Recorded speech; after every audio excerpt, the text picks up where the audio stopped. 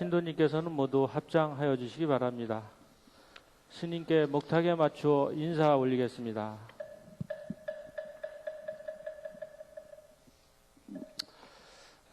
안녕하십니까?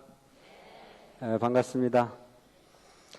오늘 사문사의 2월 정기법회가 공교롭게도 정월 대보름하고 함께 이루어지고 있습니다. 오늘 정기법회에서 오신 신도님들도 계시고 평상시에 법회는 모르고 불공만 아셨던 분들도 몇 분 계시는 것 같아요. 그래서 불공을 드리러 왔다가 오늘은 그 법회와 불공을 동시에 참여할 수 있는 기회를 가지신 분들도 있으리라고 생각을 합니다. 무엇보다도 그 중요한 부분은 바로 이 불교라고 하는 그런 부분은 부처님의 말씀을 듣고 부처님의 가르침대로 살기 위해서 배우는 공간이 바로 불교고 절입니다. 그래서 여러분들은 일반적인 세상의 삶의 그 방법을 배우기 위해서는 가는 데가 어디예요? 학교잖아요, 그죠? 학교에 가서 세상 사는 룰을 배우는 거라 이거죠. 법관이 되기도 하고 행정가가 되기도 하고 과학자가 되기도 하고 일상적인 그 사회 윤리와 도덕을 실천할 수 있는 부분의 그 가르침은 대개가 가정과 학교를 통해서 이렇게 얻고 있습니다. 이 절이라는 데는 도대체 뭘 하자는 데냐? 이 절이라는 데는 세상을 지식적 측면에서만 사라져서는 너무 메마른 감정이 없는 그런 분들이 삶이 난무하기 때문에 부처님의 가르침을 통해서 마음과 마음을 열어갈 수 있는 정서적 삶에 큰 영양공급처 역할을 하는 게 어떻게 보면 불교가 아닌가 싶은 생각을 합니다. 세상을 사는 법이라는 자체는 내가 어떠한 잘못을 저질렀을 때 그 잘못을 들키면 죄고 안 들키면 죄입니까 아닙니까? 예? 우리가 저 바깥 세상에서 사는 모습은 보면 세상에 우리가 법이라는 걸 가지고 살잖아요. 근데 그 세상에 사는 법은 내가 어떤 잘못을 크게 저질러 놓고 크게 저질러 놓은 부분을 누구인가 들키면 죄고 안 들키면 죄로 봐요 안 봐요? 안 보잖아요. 그러니까 그게 세속에 사는 법이라는 자체는 내가 움직여서 큰 죄를 저질렀는데도 누구에겐가 안 들키면 죄가 안 되니까 그 법은 제대로 된 법입니까? 좀 잘못된 법입니까? 아니 뭐가 좀 말이 되는 것 같네. 그거는 내가 볼 때 제대로 된 법이 아니야 사실은. 근데 오늘날 우리가 살고 있는 부분은 그걸 최고라고 알고 산다 이거죠. 근데 우리 이제 이 부처님 도량에 와가지고 부처님 가르침을 배워서 부처님께서 말씀하신 내용을 들어보면 내가 어떤 죄를 짓고 누구에겐가 들키지 않았어도 자기만 알고 있는 죄라고 하더라도 그 벌을 받는다 그래요? 안 받는다 그래요? 받는다 그러잖아. 에? 이게 세속에 사는 법과 부처님 도량에서 사는 법의 차이가 있는 거라. 세상에서 사는 법이라는 자체는 내가 지은 죄도 안 들키면 죄가 안 되는 걸로 그냥 모순덩어리로 그냥 굴러가는 게 세속의 삶이라. 근데 이 부처님 도량에서의 법이라는 자체는 설사 누구에겐가 내가 저질러진 비행을 들키지 않았다라고 하더라도 반드시 그 죄를 받게 돼 있다라고 하는 부분이 가르침을 피는 것이 부처님 도량이야. 그러니까 이 절에 들어와서 공부를 하는 것은 만만합니까? 만만하지 않습니까? 만만하지 않은 거야 이게. 그런데 보면 저 법과대학에 가서 공부하는 것은 엄청나게 어렵게 생각을 하고 절에 들어와서 마음 공부하는 걸 좀 우습게 생각하는 경향들이 있는 것 같아. 춘천 말고 딴데. 이게 참 중요한 부분이거든요. 그래서 겉으로 드러나는 얄팍한 세상의 삶을 공부하는 것 자체에는 엄청난 비중을 두면서 정말 그 깊이 있는 마음까지도 그 보이지 않는 세계까지도 모든 부분의 인생의 룰을 가르쳐서 모순되어지지 않도록 삶을 실천하라고 가르친 법이 부처님 법이다. 그래서 그 부처님 법담을 나누는 도량이 절인 거예요. 이 절에 들어갔을 때는 가장 중요한 것은 부처님에게 뭔가를 기원하는 것도 중요하지만 그것보다 더 중요한 것은 부처님 가르침은 도대체 어떤 가르침이었느냐라고 하는 부분을 우리가 공부하는 것. 그래서 학교에서만 공부를 하는 것, 학교에서 공부하는 부분은 사실은 보면 깊이가 적은 공부고 절에서 하는 공부는 깊이가 무척 깊은 공부다라고 여러분들이 이해를 하시는 게 좋을 것 같다는 생각이에요. 그럼 여러분 이런 깊이 있는 공부를 하려고 하다 보면은 성의가 있어야 돼요, 없어야 돼요? 정성이 있어야 됩니까, 없어야 됩니까? 참으로 성의가 있어야 되고 참으로 정성이 있어야 된다 이거죠. 그런데 보면 이 법회 날 조금만 딴 일이 있으면 고기 쫓아가느냐고 절대 법회를 우선순위에 두지 않는 분들이 꽤 있는 것 같아. 응? 그 법회에 가보니까 스님이 1시간 법문하는 게 너무너무 지루하더라. 나 그거 싫어서 안 가겠다. 그럼 여러분들은 학교에 선생님이 공부를 가르칠 때 선생님이 공부를 가르치는 부분이 지루하다고 아이가 학교를 안 간다 그러면 여러분들이 속이 터져야 안 터져야? 에? 속이 터지지? 그럼 내 속이 터져.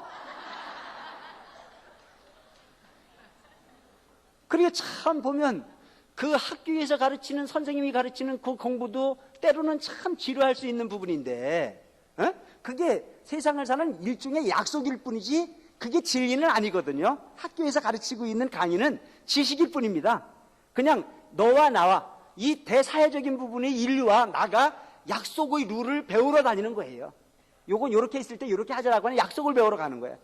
근데 그 공부를 하러 다니는데도 참 힘들다고 그러는데 우주법계에 억겁다생을 통해서 윤회의 씨앗이 될 수 있는 자아 본성을 공부를 시키는 여러분들이 그것을 너무 우습게 생각하면 안 되는 부분이고 그 법회를 통해서 강의하고 법문하는 내용을 너무 재미로만 가가지고는 안 된다는 얘기입니다. 힘들어도 배워야 진짜 자기 자신의 그 본래의 모습을 부처님 모습으로 바꿔갈 수 있는 부분의 에너지를 얻을 수 있다는 얘기입니다. 아시겠어요? 그러니까 이 법회는 빠져야 됩니까? 안 빠져야 됩니까? 안 빠져야 되는 게. 오기 여기 있는 분들은 지금 이제 그 의미 있는 정월 보름, 이 정월 보름날 이루어지고 있는 사문사 법회에서 스님과 부처님이 계시는 곳에서 안 빠져야 된다고 큰 소리를 쳤으니까 틀림없이 한 개도 안 빠질 것 같아. 그 약속은 대단히 중요한 부분이라 이거죠. 이것은 내가 여러분들이 법회에 많이 나온다고 해가지고 스님이 크게 졸 일도 없고 여러분들이 적게 나온다고 해서 속 터질 일도 아닌데 사실은 보면 밥을 해놔도 우리 보살님들이 밥을 맛있게 해놓으면 식구들이 잘 먹어주면 기분이 좋아요, 안 좋아요? 근데 그 열심히 해놨는데 입맛이 떨어졌다고 잘 안 먹으면 속 뒤집어져, 안 뒤집어져? 그게 공덕이라는 게 그런 거거든요. 내가 하고자 하려고 하는 어떤 그런 부분에 많은 사람들이 동참해주면 행복해진 거고 그 사람들이 별로 관심이 없으면 재미가 없어지듯이 세상의 인과라고 하는 부분은 매사가 상대를 이해해 줄 줄 아는 곳에서부터 이루어진다. 응? 상대를 어떻게 이해를 해주느냐라고 하는 부분에 따라서 달라질 수 있는 거라는 얘기죠. 그래서 부처님께서 우리에게 가르치고자 했던 부분은 딴 거 아니거든요. 아주 인간이 평범한 인간으로 살기보다는 인간 이상의 삶을 통해서 그 행동의 찌꺼기가 남지 않도록 살아라고 가르친 것이 부처님 가르침의 핵심입니다. 근데 오늘 우리가 이렇게 가만히 살아보면 하루를 살고 나면 하루를 탁 뒤돌아볼 때가 있잖아요. 그죠? 하루를 열심히 살고 난 다음에 이불 속에 들어가가지고 하루를 쫙 생각해보면 참 잘 살았다는 생각보다는 요 말은 하지 말았어야 되는 건데 했다고 그래가지고 등어리에 진땀이 나는 경우들이 가끔 있어요, 없어요? 별로 없나 보네. 이거 심각한 문제예요. 내가 하루를 움직이거나 순간을 움직일 때 자기 스스로의 하루를 뒤돌아보지 않는 사람은 사람이라고 말하기가 좀 곤란해지지 않을까 싶은 생각이 드는 거예요. 항상 자기를 점검할 줄 아는 삶을 살아라. 그런데 우리나라 사람이나 모든 인류라고 하는 부분은 이래 보면 참 양심이라는 걸 가지고 살아요. 그래서 자기가 상대방에게 손해를 끼쳤을 때는 마음이 괴롭습니까? 안 괴롭습니까? 괴로워요. 근데 내가 마음에서 우러나가지고 누구에겐가 참 이래 좋은 일을 좀 했다는 생각을 하면 기분이 좋습니까? 안 좋습니까? 참 행복하거든요, 그게.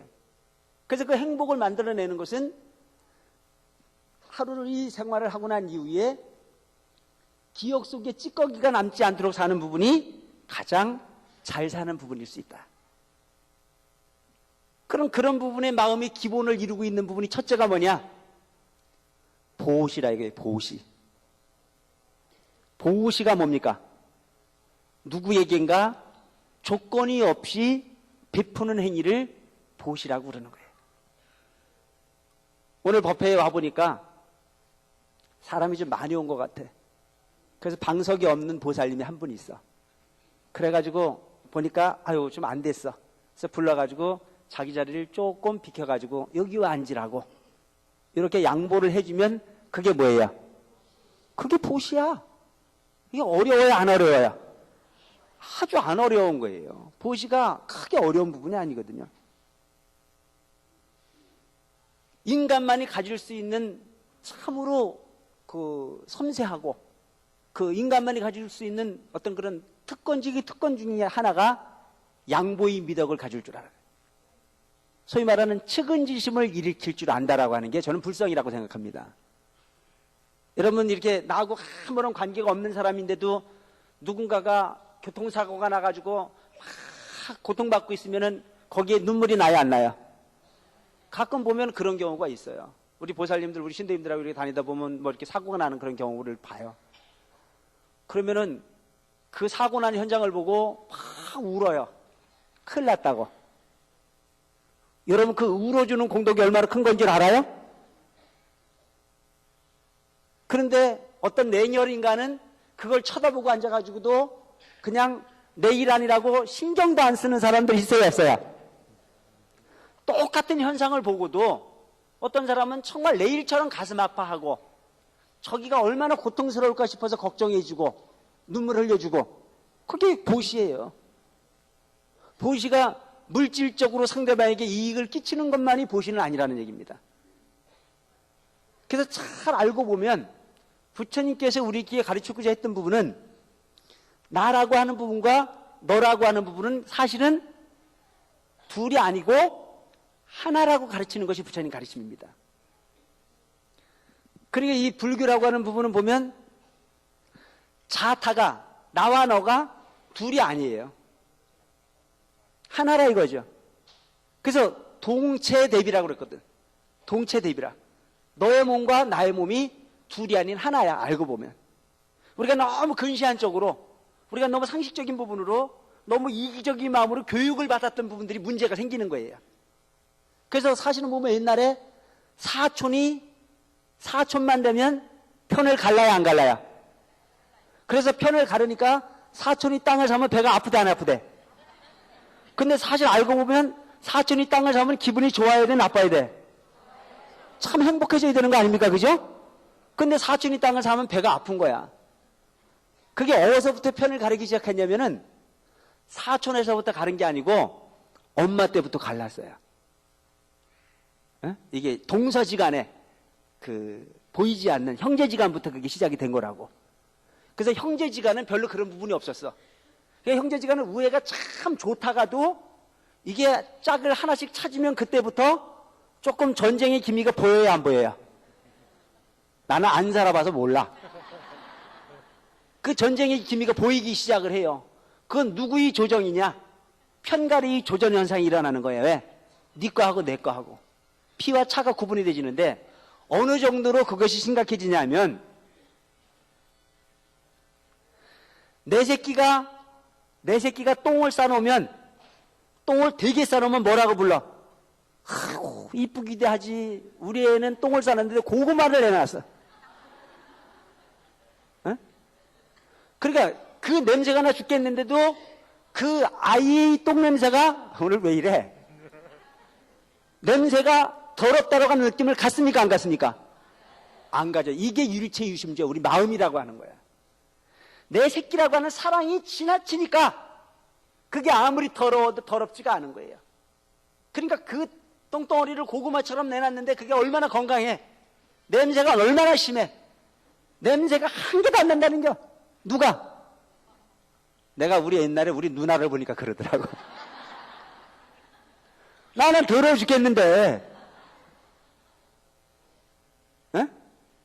그게 부모의 모습이에요.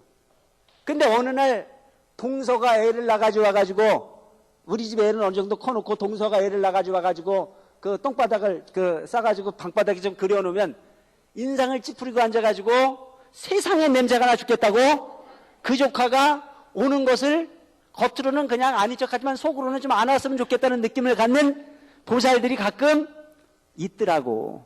우리 사문사에는 없어. 딴 데에 그런 게 있더라고.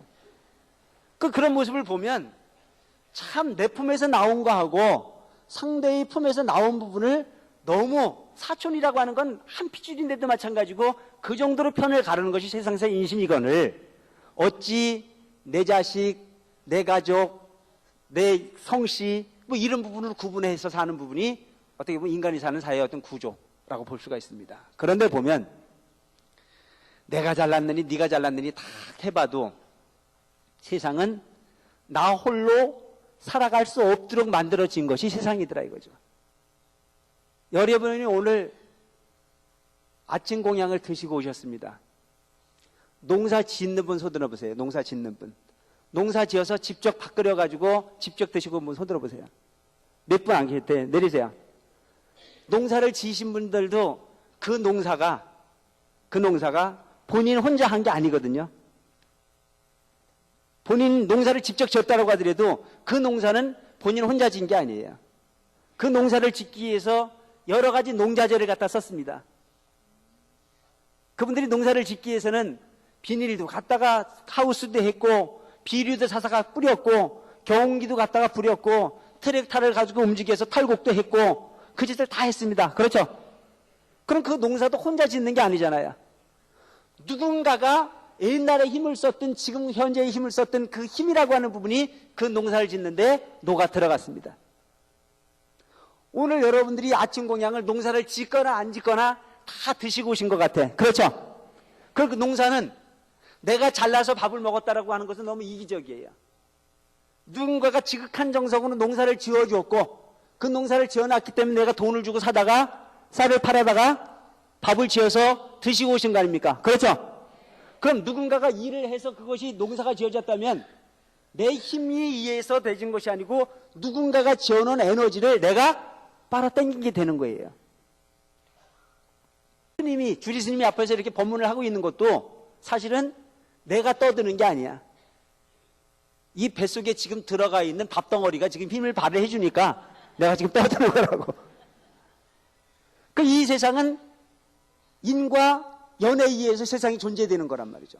나라고 하는 본래의 존재와 타라고 하는 부분이, 연이라고 하는 부분이 맞아떨어져 졌을 때에 한 현상이 일어나기 시작을 하는 거예요. 그럼 인이라고 하는 부분만 있고 연이 없으면 인은 살 수가 있어요, 없어요? 이거 아주 내가 지금 쉽게 얘기를 하는 부분인데, 자, 나라고 하는 부분은 있어. 나라고 하는 부분은. 근데 차라고 하는 연이라고 하는 게 없어요. 그럼 이 인이라고 하는 건 살 수가 있습니까, 없습니까? 없는 거야. 왜?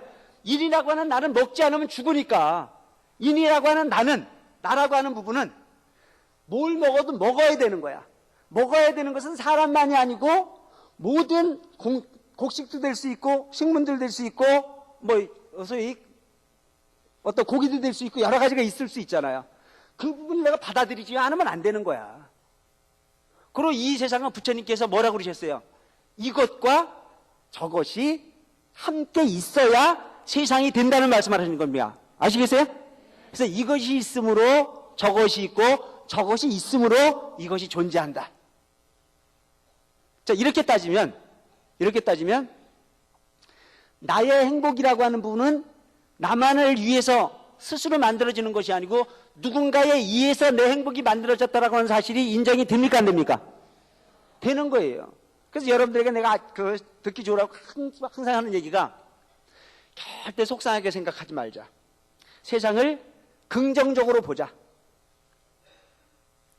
내가 누구에게 도움을 받아서 행복하고 내가 누구에게인가 도움을 줄 수 있으니 행복하다는 생각을 가지고 살아라는 얘기입니다. 아시겠어요? 이게 보시의 기본입니다. 내가 누구에게인가 베풀 수 있어서 행복하다는 생각을 해보라 이거죠. 그리고 그 누군가가 나에게 뭔가를 베풀어 줘서 내가 이렇게 살고 있다는 생각을 하면 두 가지 마음이 생깁니다. 첫째는 누군가가 있어서 내가 행복하다는 생각을 하면 감사한 마음이 생겨야 안 생겨요? 감사한 마음이 생기잖아요. 술을 먹고 와서 두들겨 패는 남편이라 이거야. 지긋지긋한 놈이라 이거야. 그래서 그놈하고 못 사는 게, 그놈하고 사는 게 지옥 같다 이거야. 생각 하나 싹 바꿔보라 이거죠. 네가 술을 먹고 와서 주정을 부려도 네가 있으니까 내가 과부가 아니지. 한 생각 바꿔보라 이거. 여러분 중요한 부분이에요 이거.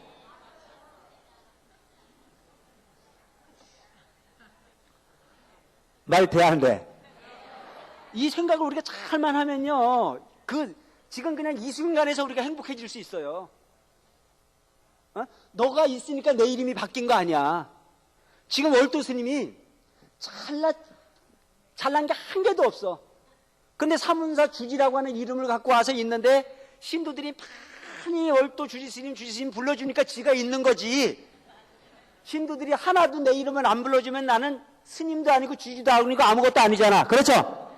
그러니까 나는 여러분들이 얼마나 감사한지 몰라.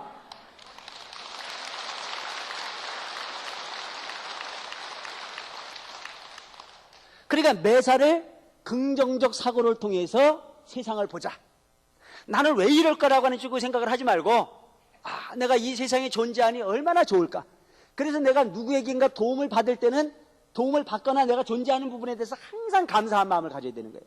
남편이 있으니, 남편이 좀 딴 남편하고 비교해 봤을 때 조금 들떨어졌더라도 그래도 네가 있으니까 내가 지금 과부 소리를 안 듣는 게 얼마나 다행이냐라는 생각을 갖고 애호해주고, 자식이 있으니 자식이 있어 네가 나를 엄마라고 불러주니 세상에 엄마가 됐으니 내가 얼마나 감사하냐는 마음으로 좀 쏟고, 응? 딱 하면 밖에 나가서 잘 안 되면 와가지고 엄마 뭐 좀 팔아주세요. 뭐 그래 속색이는 자식들이 꽤 있잖아. 내가 누구라고 말은 안 하지만, 응? 그래도 쏘고 올 수 있으니 얼마나 다행이야. 그죠? 응? 내가 쏘고 올 수 있으니 다행이라는 생각. 그 자식인들 부모 속이고 싶어 속이겠냐 이거야. 이 시간이 또 안 되니까 칭얼거리는 거지. 그렇다고 무조건 다 주려는 얘기는 아니야. 그러니까 항상 존재에 대한 부분이 감사한 마음을 가지라. 내가 이번에 이제 우리 회장님 말씀을 이래 하셨습니다만은 입춘 때부터 제가 이 감기를 앓기 시작을 했는데 아주 독감이에요. 지금도 제 몸이, 이 얼굴이 부어 있어요. 그죠? 부기가 안 빠졌는데 가만히 누워서 시간을 보내다 보니까 이게 이제 사람이 건강하면요, 누워있는 것 자체가 갑갑한 겁니다. 근데 이 몸이 안 좋으면 아무리 긴 시간을 누워있어도 밖에 나가고 싶은 생각이 없어요. 갑갑하다는 생각이 하나도 안 드는 겁니다. 그래서 내가 지금까지 스님으로 살면서는 한 개도 갑갑한 게 없었거든. 한 개도 갑갑할 게 없잖아요. 뭐가 갑갑해? 모든 부분을 다 할 수 있는 부분으로 참 행복한 삶을 살았는데, 이게 한 열흘 이상을 꼼짝도 못하고 그냥 누워만 있다 보니까 이 세상 삶이라고 하는 부분이 제일 중요한 게 인과다. 인과. 그 인과라고 생각했던 부분이 뭐냐면, 내가 세속에서 자식을 낳아서 기르고 그 아내를 위해서 희생을 하고 이렇게 살았으면, 내가 지금 이렇게 누워있으면 가슴이 아파서 수건도 짜서 얼굴에 올려주고 별짓을 다 하는 일들이 생길 텐데, 나는 해주고 싶어하는 사람은 다 하는데 그걸 할 수가 있어 없어? 해주고 싶어하는 사람은 많은데 내가 그걸 받을 수가 없는 놈이야. 왜? 중이니까. 그게 인과예요. 그게. 그리고 여러분들이 생각할 때는 가끔 그런 생각을 할 거예요. 참 스님은 좋겠습니다. 세상에 이런 큰 절에 주지를 하시고, 세상에 아쉬울 게 뭐 있습니까? 큰절 주지에 모든 내놓으라는 사람들이 스님만 보면 스님 하고 뭐 망할 일이 있습니까? 흥할 일이 있습니까? 그 자리는 머리 깎은 그 소위 순간부터 떨어질래야 떨어질 필요도 없고 올라갈래야 올라갈 필요도 없는 좋은 자리에 살고 있는 스님은 참 행복하다 그랬는데 내가 가만히 누워있다 보니까 한계다 행복하다고 이게. 그냥 그런 건가 보다. 그래서 이 세상은 살아볼 만한 거다. 살아볼 만한 거다. 이거를 얻으면 저거를 버려야 되는 거고 저거를 얻으면 이것을 버려야 되는 게 세상세 이치라는 얘기입니다. 아시겠습니까? 욕심내지 마라 이거예요. 하나를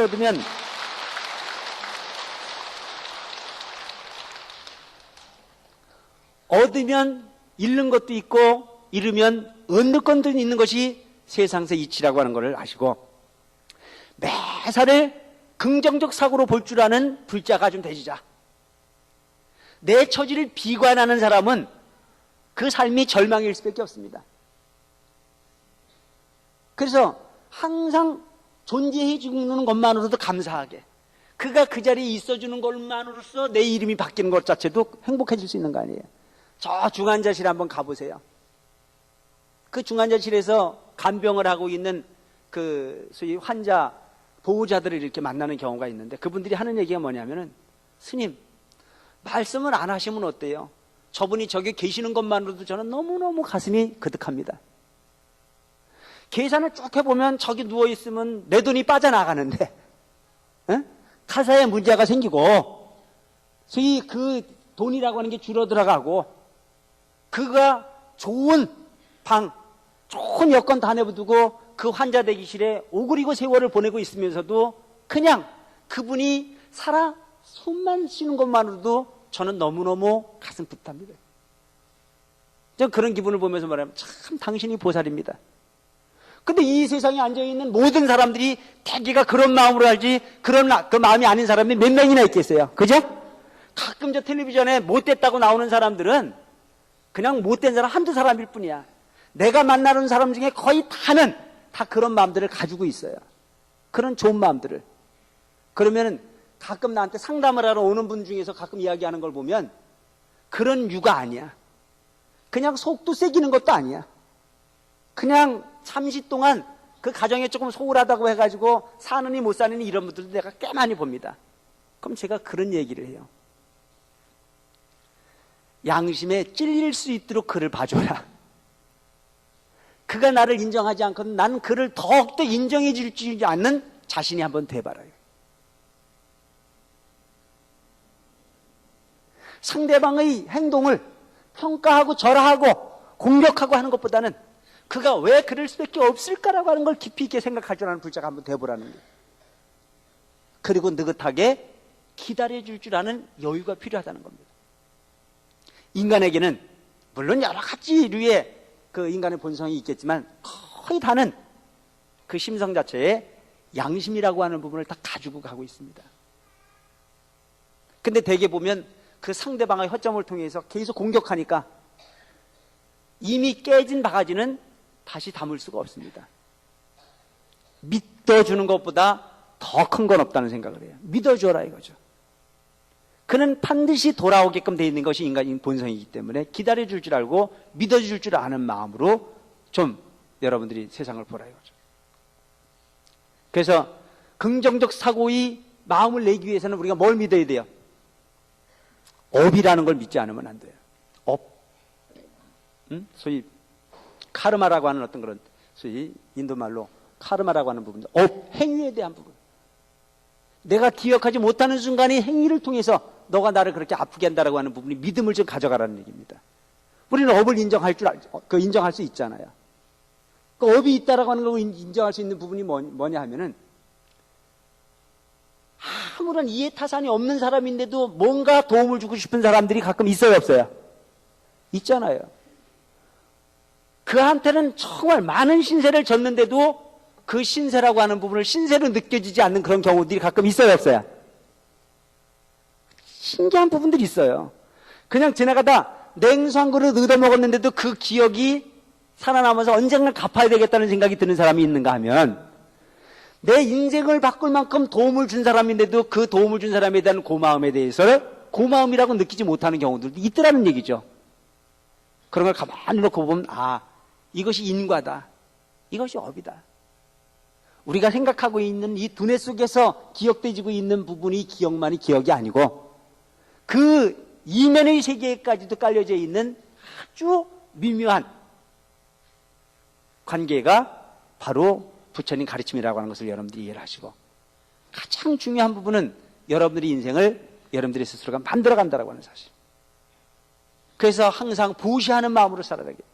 보시하는 마음을 가지면 긍정적 사고가 나오기 시작하고, 그 긍정적 사고의 바탕에는 항상 뭐가 나와요? 감사하는 마음이 생긴다는 거죠.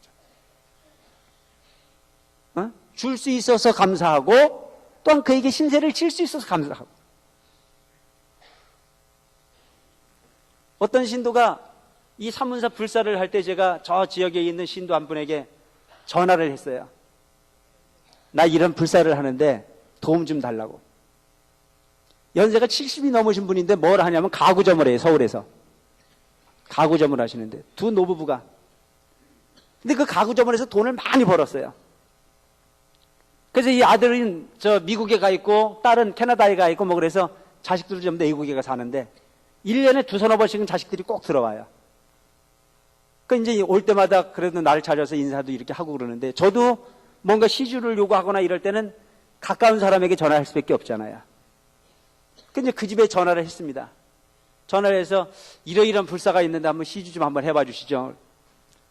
두 말도 안 하고 몇 천만 원을 딱 하겠다고 약속을 해요. 그 내가 얼마나 고맙습니까? 시간만 있으면 전화해가지고 정말 고맙다고. 나도 왜? 팬 관리를 해야 되잖아. 우리는 우리끼리니까 그걸 안 해도 되지만 타 지역에 있는 사람 같은 경우는 관리를 해야 돼요, 안 해야 돼요?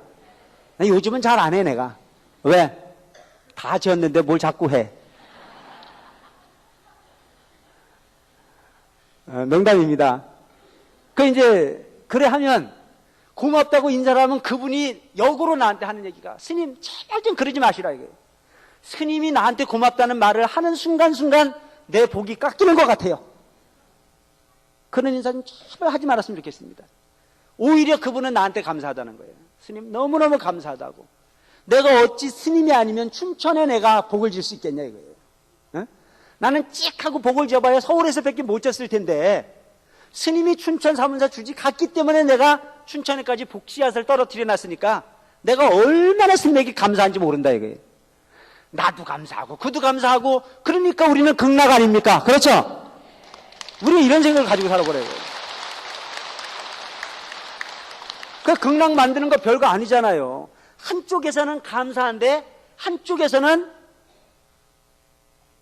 완전히 나름대로 그 자만심이 차가지고 있으면 그건 감사한 세상이 아니잖아요. 나는 감사한 마음을 가지고 있는데 그 보살은 나한테 기억하고 있기를 내가 몇 천만 원 시주했으니까 스님이 나한테는 잘해야지. 스님이 때만 되면 나한테 인사를 해야지. 스님이 나만 보면 업어줘야지. 이런 생각만 하고 있으면 한 개도 그분은 감사한 게 아닌 거잖아요. 그러니까 맨날 어떤 경우를 보면은 불사 한번 해가지고 몇 천만 원, 몇 백만 원 시주해놓고 나면요, 자손 대대로 그것을 대물림을 해서 써먹는 분이 있어요. 요즘도 가끔 저를 만나는, 오늘도 여기 정치인 두 분 오셨는데, 그 가끔 이렇게 정치하시는 분들 보면 그런 얘기를 해요. 자기는 지금 교회 다닌대요. 근데 자기 할머니는 옛날에 절에 다녔다는 거야. 근데 그 절을 전부 다 지 할머니가 다 지었어. 그때 우리 할머니가 그 절 질 때 기둥 뿌리도 하고 대들보도 하고 다 했다는 겨. 그래서 내가 가끔 그래. 아직도 그걸 지고 다니냐고. 얼마나 무겁냐고. 자기 할머니가 한 건 할머니가 한 걸로 끝나는 거야. 그리고 할머니가 절에를 다녀가지고 기둥 뿌리까지 시주를 했다면 지금도 부처님 잘 믿어야지. 왜 교회에 가갖고 아멘을 자꾸 앉았는겨? 그 할머니가 지 할머니야, 남의 할머니야? 내가 볼 때는 앞뒤가 안 맞는 얘기라는 얘기죠. 그래서 감사라고 하는 부분은 내가 받을 걸 계산하면 감사한 마음이 생겨야 안 생겨요? 내가 받을 걸 생각하면 원망하는 마음만 생기게 돼 있습니다. 아시겠죠? 보시를 하실 때 받을 생각을 하지 말고 준 것만으로 끝내라 이거예요. 그럼 서운한 감정이 일체 생기지 않습니다. 에? 여러분들이 자녀를 가르칠 때, 자녀를 키울 때 그냥 내 자식이니까, 그냥 자식이니까 좋아하는 걸로 끝내라 이거야. 내가 자식이니까 줘놓고 네가 나한테 안 갚으면 넌 죽어. 이건 비극이잖아요. 받는다는 보장이 어디 있습니까? 절에 가서 시주를 하셨거든. 그냥 하시는 걸로 기분 좋게 하고 끝내라고. 이게 언제 100만 원짜리 냈는데 이게 수천만 원으로 올 건가 기다리지 마라 이거야. 응? 들어올 때는 여러분들이 시주를 할 때는 누군가 얼마 시주했다라고 하는 기록이 남지만, 여러분들 집에 복으로 들어갈 때는 그게 사문사에서 보냈다는 걸로는 안 붙어가. 그래요, 안 그래요? 그러니까 매사를 긍정적으로 보고 보시를 할 때는 무주상보시를 해라. 바라는 마음이 없이 상대에게 베풀어라. 그것이 공덕이라. 그 보시를 행할 수 있는 부분은 그 영역의 한계가 무량합니다. 저 흘러가는 물고기 하나를 보더라도 그냥 보지 마라 이거예요. 저 물고기가 사는데 별 지장이 없을까, 봐줄 줄 아는 마음을 가져야 돼. 그래서 그 물이 얼마나 있으면 말라서 비틀어질 것 같으면 그 물고기를 잡아다가 넓은 물에 놔주는 게 그게 보시야. 그게 생명공덕이라는 거예요. 그게 방생이야. 저 지나가다가 어떤 노인이 쭈쩍 미끄러서 넘어졌으면 내 어머니 안뜻이 않아서 모셔드릴 수 있는 그런 마음이, 그게 바로 보살도고 그게 바로 부처드릴 수 있는 공덕의 기본이 되는 겁니다. 아시겠어요? 그래서 항상 보시를 할 때는 바라는 마음이 없이 해라. 바라는 마음이 있으면 원망이 생기기 시작을 하는 거예요. 그래서 이 세상에 원망하지 않는 마음을 가지면 행복한 겁니다. 그렇죠? 내가 가만히 누워서 원망을 했으면 지금 내가 못 일어났을게요. 그 누워 있어도 원망할 때가 한 개도 없더라고. 이제 가만히 누워 있으니까 누구 생각이 나냐면은 엄마 아버지 생각나대. 누워 있으니까 엄마 아버지 생각이. 그러니까 참 얼마나 자식이 얼마나 못된 존재냐 하면, 내가 뻘뻘거리고 쫓아다닐 때는요, 우리 부모 생각을 내가 별로 안 해요. 별로 할 시간도 없어. 근데 이게 할 짓이 없으니까 부모 생각나더라고. 아, 옛날 같으면 우리 엄마가 이렇게 해줬을 텐데라는 생각도 들고. 그리고 또 그 다음에 또 생각이 나는 게 형제가 생각이 나는 거야. 참, 형제가 있으면 뭐래. 내가 이렇게 아픈데도 모르고 앉았는데. 근데 내가 가만 생각해보니까 그 형제들이 위해서 한 게 누구만큼도 없어 해준 게.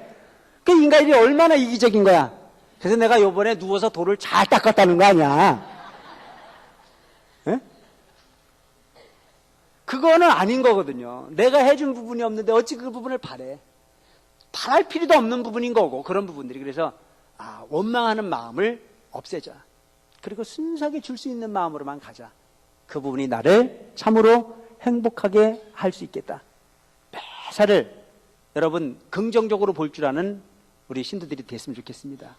여러분, 가난한 사람이 돈을 벌고 싶어서 욕심을 내보지만 돈은 하루아침에 만들어지는 게 아니지 않습니까? 그래요, 안 그래요?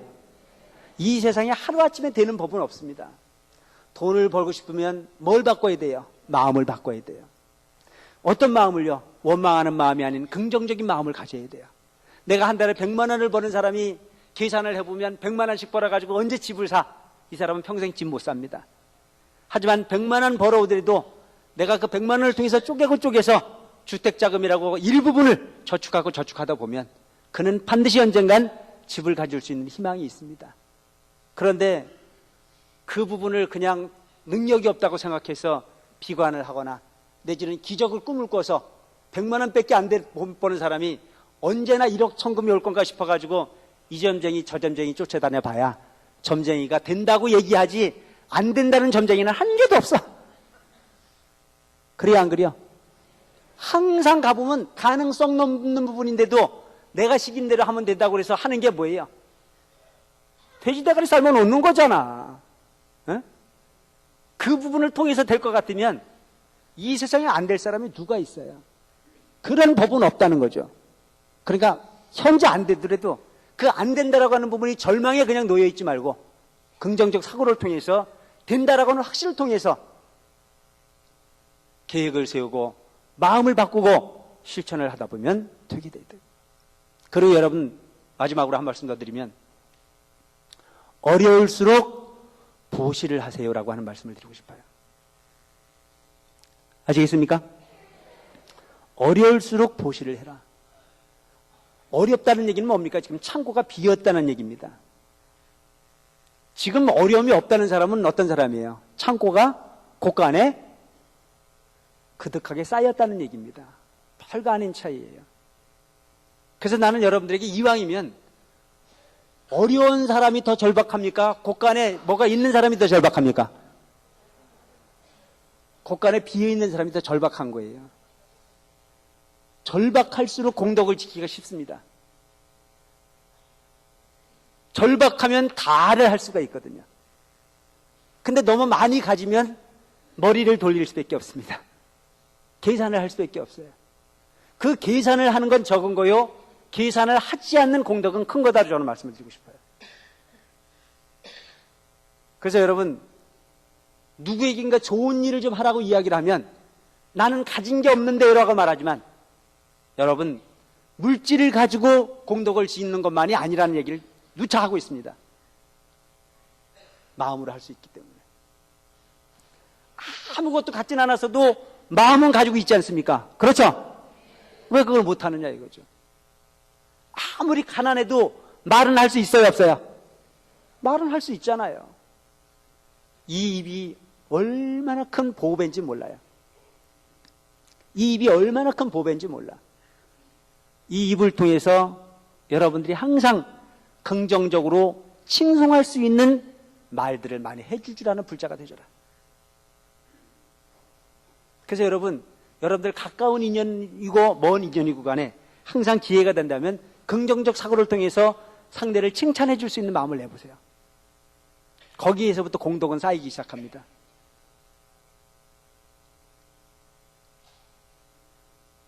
그래서 오늘 우리 사무사 신도님들 정초 이 법회에 제가 한 가지 꼭 간곡한 부탁을 드리고 싶은 것은 하루에 자기 자신을 한 가지 정도 칭찬할 수 있는 삶을 살아주십사 하는 부탁을 말씀드리겠습니다.